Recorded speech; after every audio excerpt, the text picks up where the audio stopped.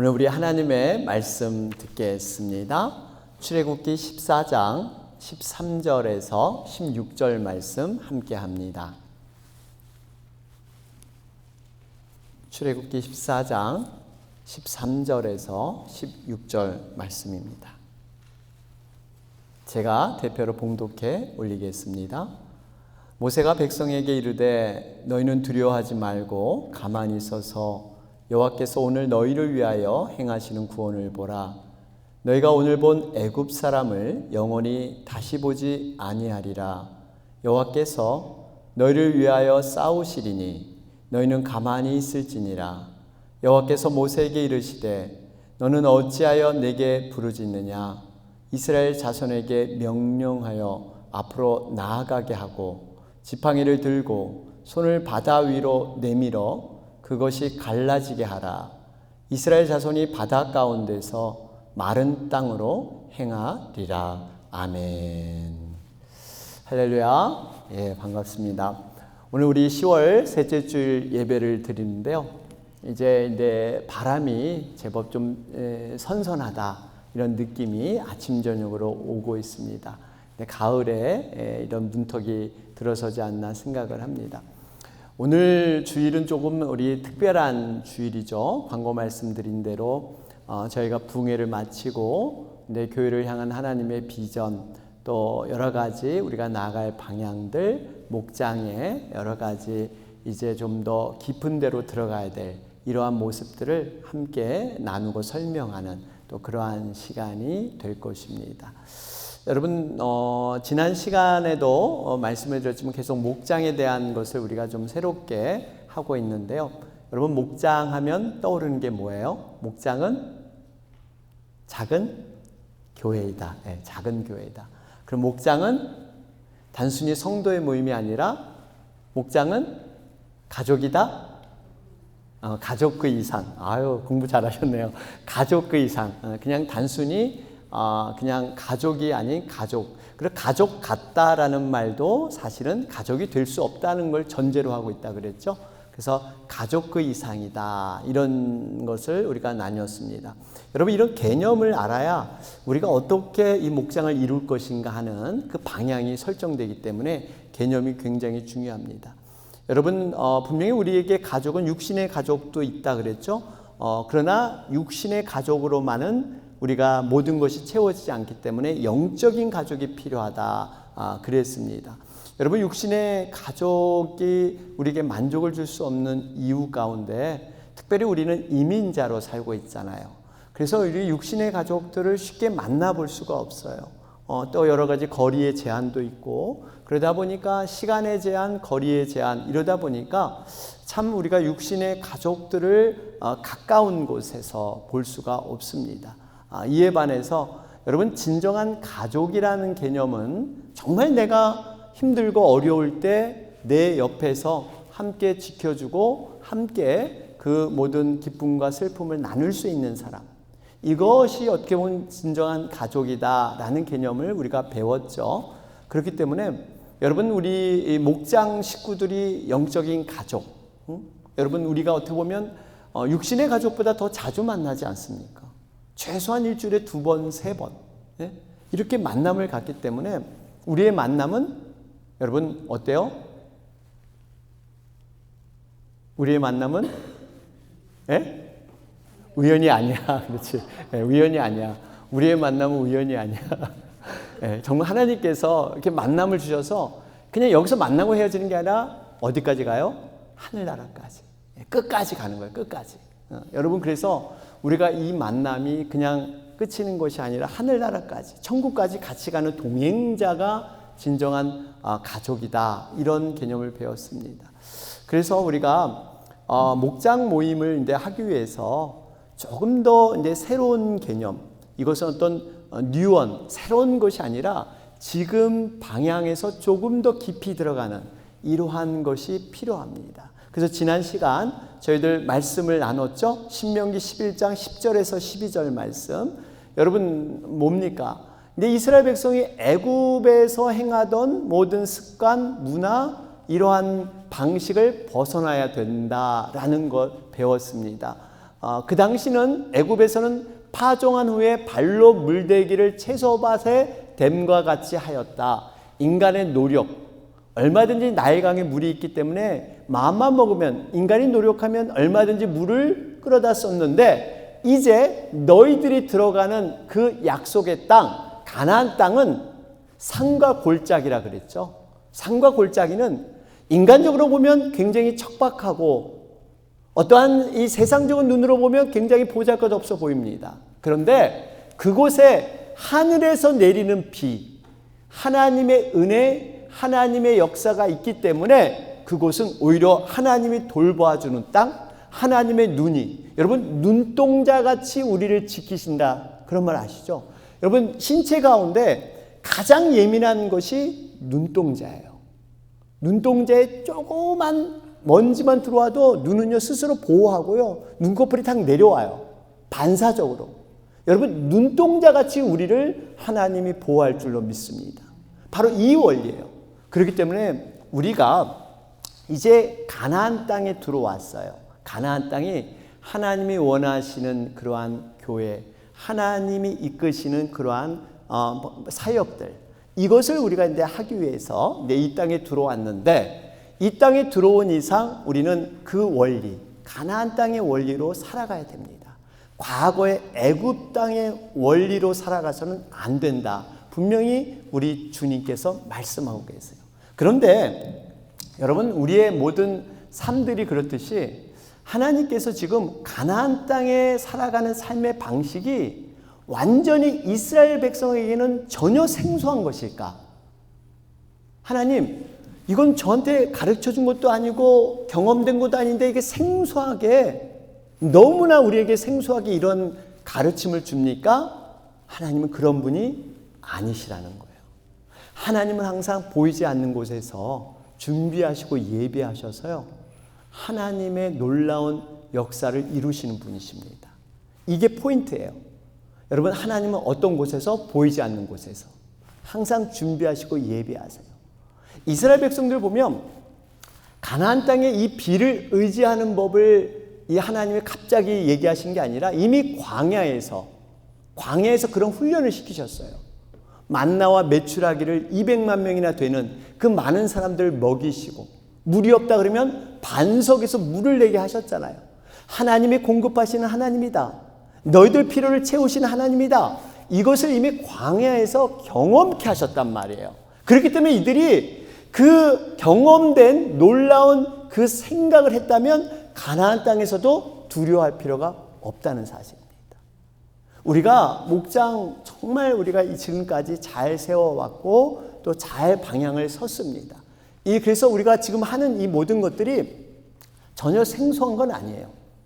조금 더 깊이 들어갈 뿐, 그 방향으로 들어갈 뿐, 이러한 의미가 있다는 것입니다. 오늘 본문 말씀은 우리들에게 너무 친숙한 그러한 본문 말씀이죠. 이른바 홍해를 건넌 사건입니다. 하나님께서 일방적으로 이스라엘 백성들을 애굽에서 이렇게 출애굽시켰어요. 이스라엘 백성들은 그 당시 종살이하고 노예 생활로 너무 힘들어했는데 하나님의 일방적인 은혜로 그를 꺼집어냈습니다. 광야에서 나름대로 이들이 잘 가고 있는데 하나님께서 갑자기 방향을 돌리셔서 홍해 앞바다에 그들을 갖다 놓습니다. 앞에는 죽음의 바다처럼 넘실거리는 홍해 바다가 있고 양 옆에는 믹돌이라는 천연 이 자연벽, 도저히 올라갈 수 없는 자연벽, 뒤에는 최신 무기를 들고 애국 군대가 추격해 오기 시작합니다. 정말 앞으로도 옆으로도 뒤로도 갈 수 없는 사면초가 도간에 든 쥐의 모습이 지금 이스라엘의 형편이 되었습니다. 여러분, 우리들도 인생을 살아갈 때 특별히 이민 생활을 겪으면서 상황적으로 이런 경험들이 있으실 거예요. 도저히 용신할 수 없는, 뭔가 이 꼬인 이 문제를 풀어보려면 실타래가 엉키듯이 더 꼬여버리는 이러한 경험들이 분명히 있을 겁니다. 이럴 때 하나님께서는 이스라엘 백성들을 어떻게 인도하시는가? 하나님은 과연 어떻게 예비하셔서 이스라엘 백성들을 홍해에서 건지시는가 하는 것들을 우리가 눈여겨봐야 합니다. 하나님의 방법은 여러분 어떤 방법으로 사용하십니까?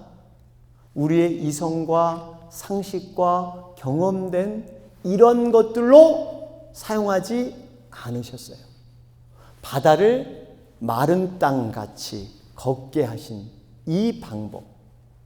여러분 사실 이스라엘 백성들은 홍해를 건넌 그 사건은 전에 들어보지도 못했고 자신이 전혀 경험하지도 못한 완전한 하나님의 첫 번째 사건이었어요.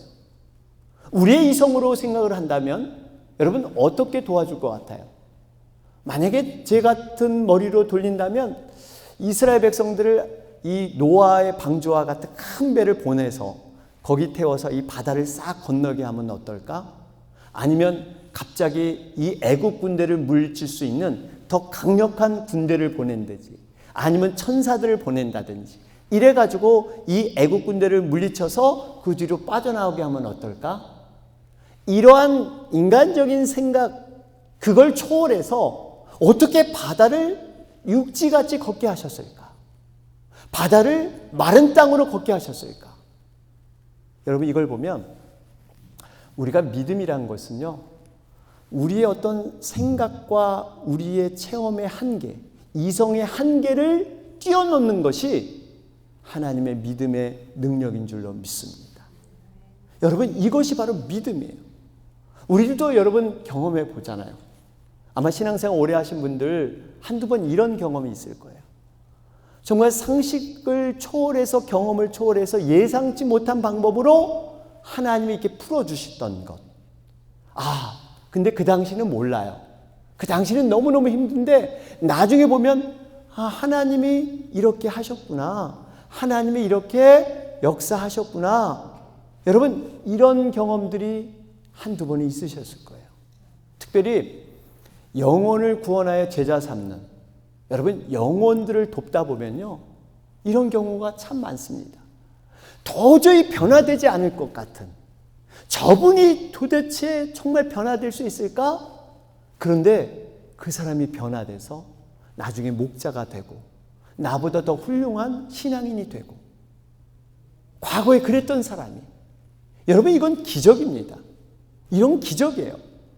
여러분 사람이 변화된다는 것만큼 신비로운 일은 없습니다. 설명할 수 없어요. 어떻게 저 사람이, 과거에 내가 아는 저 사람이 어떻게 저렇게. 여러분 그래서 실제로 가장 진정한 간증은 어떤 건지 아세요? 진정한 간증은 이겁니다. 저는 잘 모르겠습니다. 하나님께서 하셨습니다. 이게 진정한 간증이에요. 저는 그저 조금 이렇게 하나님이 하라는 거 순종해서 했을 뿐인데 어떻게 설명을 드릴 수가 없네요. 입으로 다 설명되면요 이거 진정한 간증이 안 돼요. 설명이 안 돼. 설명이 안 되는 것. 하나님이 하셨기 때문에, 하나님은 우리 이성과 생각을 초월하신 분이기 때문에 이게 설명이 안 돼요. 여러분 이러한 간증이 우리에게 있으시기를 주님의 이름으로 축원합니다. 기도 응답도 마찬가지예요. 우리가 잘 아는 기도 응답에 대한 성경 구절 가운데 하나가 마태복음 7장 11절 말씀입니다. 여기 보시면 너희가 악한 자라도 좋은 것으로 자식에게 줄 알거든 하물며 하늘에 계신 너희 아버지께서 구하는 자에게 좋은 것으로 주시지 않겠느냐. 우리가 이 말씀을 바로 깨달아야 돼요. 사람들은 좋은 것이라 그러니까 내가 어떤 소원하는 것, 내가 간구하는 것보다 하나님은 더 좋은 것. 내가 만약에 100달러 요구했는데 하나님은 1000달러, 10,000달러 이렇게 주실 거야. 생각하면 안 된다는 겁니다. 이 좋은 것의 기준은 누구예요? 하나님이 보시기에 좋은 거예요. 내가 기도한 대로, 내가 소원한 대로 응답되는 게 아니라 하나님이 보시기에 좋은 것으로 응답되는 거예요. 우리가 기도 응답에 대한 분명한 원리를 깨달아야 됩니다. 제가 이번 노회에 가서 이렇게 어느 목사님이 이 기도 응답에 대한 간증을 하셨는데 너무나 이게 동감이 가는 그러한 내용이더라고요. 제가 잠깐 소개를 한다면 이분이 이제 한국에서 청년부 사역을 감당을 했습니다. 청년들에게 이제 선교에 대한 중요성을 막 이렇게 얘기하면서 중국 단기 선교를 최초로 가기로 그 청년부가 결정을 했습니다. 그런데 청년들이 여러분 아시지만 재정이 없잖아요. 이 재정을 어떻게 구할 것인가? 그래서 선교 바자회를 하자. 마침내 그 교회가 이 아파트 단지 내에 있었기 때문에 이 아파트 주민들을 대상으로 선교 바자회에서 재정을 모으자. 이렇게 아주 결의가 된 거예요. 신이 났습니다. 그래서 각종 먹을 것도 준비하고 당시 유행하는 옷들도 준비하고 뭐 아이들 장난감도 준비하고 각종 생활용품을 다 구비를 했습니다. 그리고 거창하게 현수막도 걸고 또 이 광고 전단지 각 동마다 허락을 받아서 이 전단지를 다 뿌렸습니다. 만발의 준비를 다 했어요. 그래서 3개월 전부터 열심히 기도하고 중보하기 시작을 했어요. 그런데 그 중보 기도 중에 기도 내용 중에 하나가 뭐냐면 당일날 행사 당일날 비가 오지 말게 해 주십시오. 이게 기도 제목이었어요. 왜냐하면 그 당시 이제 6월 6일이었는데 이 야외에서 밖에서 이 모든 행사를 하기 때문에 비가 오면 이 바자회가 아주 결정적인 타격을 입게 됩니다.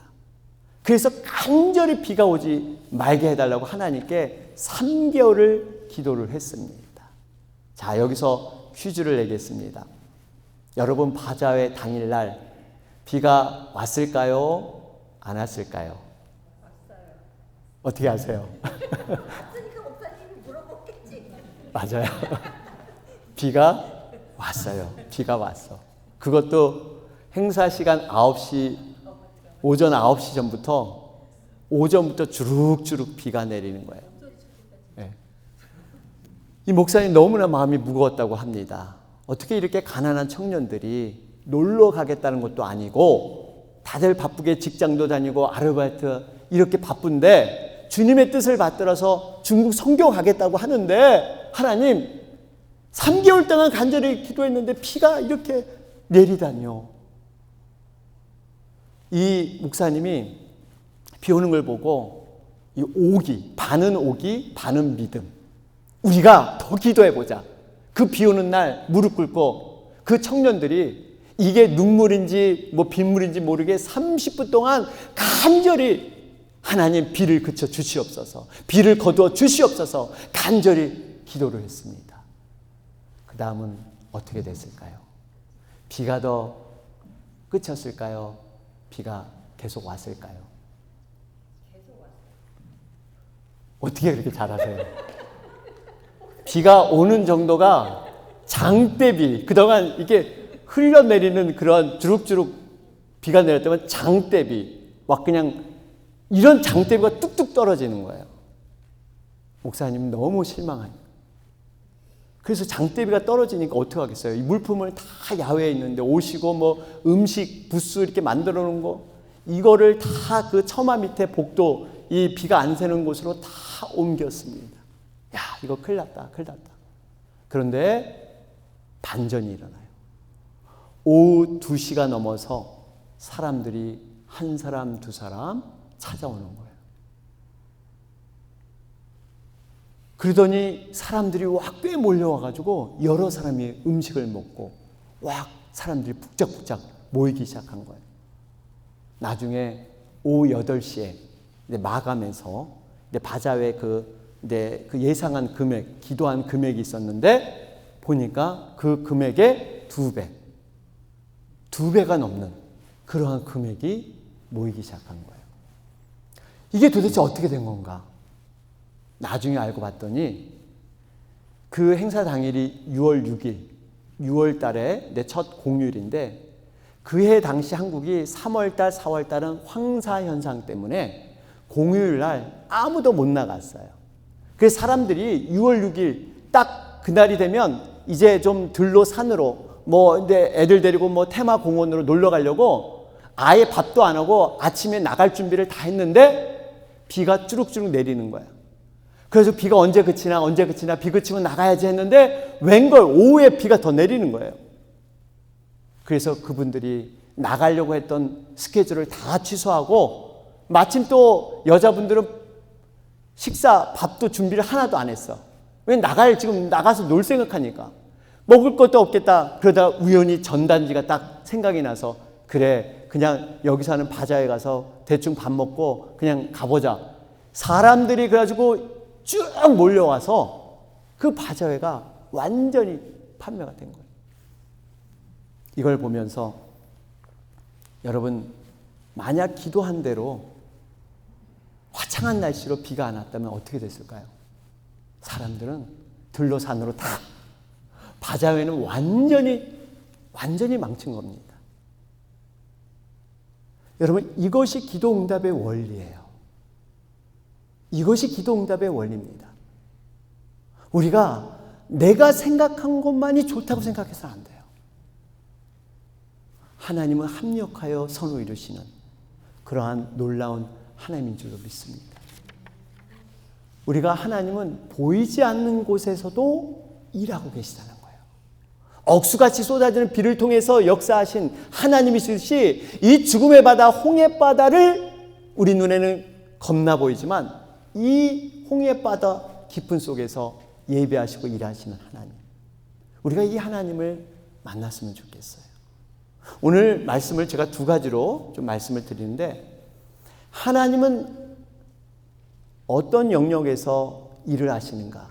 보이지 않는 곳에서 일을 하시는데 두 가지 영역을 하세요. 첫 번째로 하나님의 이스라엘 백성들을 의도적으로 홍해로 인도하셔서 홍해를 건너가게 함으로 과거의 모든 죽음과 죄악의 권세를 끊어버리셨습니다. 이스라엘 백성들은 홍해 앞에 서야 됐어요. 홍해를 건너가야만 그들이 하나님의 백성으로 거듭날 수 있었던 거예요. 이를 통해서 그의 약속의 땅으로 가나안 땅에 들어가게 하는 것이 하나님의 플랜이셨습니다. 그래서 의도적으로 홍해 앞바다에 그들을 갖다 놓으신 거예요. 하나님께서 모세를 불러서 애굽 왕에게 이렇게 말하라고 지시하신 말씀이 있습니다. 그게 출애굽기 3장 18절 내용이에요. 여기 보면 그들이 내 말을 들으리니 너는 그들의 장로들과 함께 애굽 왕에게 이르기를 히브리 사람의 하나님 여호와께서 우리에게 임하셨은즉 우리가 우리 하나님 여호와께 제사를 드리려 하오니 사흘길쯤 광야로 가도록 하소서 하라. 여기 보면 하나님의 그 전하라는 말은 여호와께 제사 드리기 위해서, 다시 말하면 하나님께 예배 드리기 위해서 사흘길쯤 가겠다, 이렇게 얘기하라는 거예요. 왜 하루면 안 돼요? 왜 이틀이면 안 돼? 이왕이면 저 광야 깊숙이 한 10일 가서 그렇게 예배 드리면 안 돼요? 왜 사흘길? 왜 사흘길을 이렇게 하나님은 얘기하셨을까? 여러분, 이 사흘길이 어떤 의미냐면 이스라엘 백성들이 애굽의 종살이로 살았던 지역이 라함셋이라는 곳인데, 라함셋에서 홍해 앞바다까지의 거리가 사흘길이에요. 사흘길. 요거 내세요. 사흘이 아니라 3일. 3일이에요. 3일. 사흘. 3일. 예? 다시 말하면 여러분, 그들이 이스라엘 백성들의 상황은 뭐냐면, 그들이 비록 적과 꿀이 흐르는 약속의 땅으로 그 몸을 돌렸지만 그들은 여전히 애굽에서 종살이하던 그러한 습관과 문화와 생각의 이러한 것들이 여전히 남아 있었단 말이에요. 비록 가나안 땅에 가는 방향은 맞았지만 여전히 그런 것이 남았기 때문에 그러한 모든 것을 끊어버리는 과거의 노예 근성까지 있었단 말이에요. 종으로 살다 보니까 이 스스로 하려고 하는 게 없어. 시키는 것만 하려고 그러고 이런 모든 걸 끊어버리는 바로 그 길이 홍해에서 이루어지는 거예요. 여러분, 3일이라는 걸 하면 또 사흘 만에 예수님이 부활하셨잖아요. 그 예수님이 죽음의 권세, 어둠의 권세에 3일 동안 갇혀 있었던 이거와 딱 맞아들어가죠. 그러니까 홍해를 건너야만 그들이 과거의 모든 죽음을 경험하고 새롭게 거듭나지 않으면 이 가나안 땅에 들어갈 수 없다는 것을 보여주고 있습니다. 여러분, 우리가 바로 이 애굽의 세력, 죄와 사망의 어두운 권세들, 이 홍해를 건너므로 말미암아 완전히 우리가 해방되는 그러한 모습인 줄로 믿습니다. 우리 자신도 바로 마찬가지예요. 두 번째로 보면 홍해를 가르기 전에 하나님은 바다 밑에서 마른 땅을 준비하고 계셨다는 사실이에요. 그러나 이스라엘 백성들이 그걸 보질 못했어요. 여러분, 분명히 하나님은 이 홍해를 가르는 기적의 사건을 그냥 보여주지 않습니다. 순종하는 자에게 순종을 통해서 기적을 경험하게 하세요. 오늘 본문 15절 16절 말씀을 보실까요? 여기 보면 이스라엘 자손에게 명령하여 앞으로 나아가게 하고 지팡이를 들고 손을 바다 위에 내밀어 그것이 갈라지게 하라. 순서를 잘 봐야 돼요. 지팡이를 들어서 손을 바다에 내미니까 바다가 갈라져서 이스라엘 백성이 나간 게 아니에요. 이스라엘 자손에게 먼저 나가라.